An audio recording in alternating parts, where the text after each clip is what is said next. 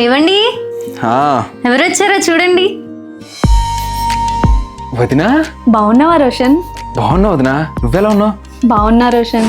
మీ అన్నయ్య ఆఫీస్ పని మీద బయటికి వెళ్ళారు, ఇంట్లో ఒకదాన్నే అయిపోయాను. ఇక్కడైతే నందు కూడా తోడుగానే ఉంటుంది, అందుకే 2 రోజులు ఇక్కడ ఉండొచ్చా?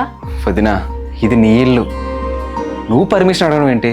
నీకు ఎన్ని రోజులు కావాలంటే అన్ని రోజులు ఉండు.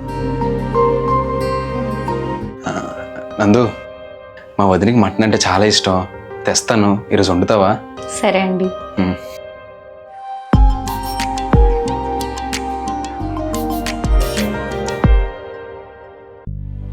ఏమైంది వదిన, అంత టెన్షన్ పడుతున్నావు? మీ అన్నయ్య బ్యాంక్ అకౌంట్ ఫ్రీజ్ అయిందంట రోషన్. సడన్ గా డబ్బులు అవసరం పడ్డాయంట.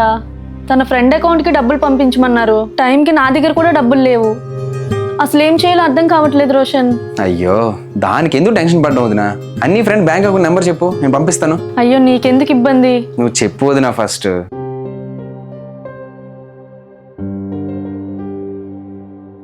పంపించాను, చెక్ చేయమని చెప్పు. నందు, రేపు నేను అరుణాచలం వెళ్తున్నా కదా, నీకేం తీసుకురావాలి? మీ ఇష్టం అండి, ఏం తెచ్చినా పర్లేదు. కానీ వదినా, నీకు మాత్రం ఒక మంచి పట్టు చీర తీసుకొని వస్తా. నువ్వు అన్నయ్యని పెళ్లి చేసుకుని ఇలా మన ఇంటికి వచ్చావు, నేను నందుని పెళ్లి చేసుకుని అలా బయటకు వచ్చేసా. అందుకే ఇంకొక గిఫ్ట్ కూడా ఇవ్వలేకపోయా. సో నీకోసం ఒక మంచి పట్టు చీర తీసుకొని వస్తా, సరేనా? సరే అమ్మా. పెళ్లి చేసుకుని అత్తారింటికి వచ్చిన ఒక అమ్మాయికి వదినమ్మ అని ప్రేమగా పిలిచే ఒక మరిది దొరకడం చాలా అరుదు, కానీ ఆ అదృష్టం నాకు దొరికింది.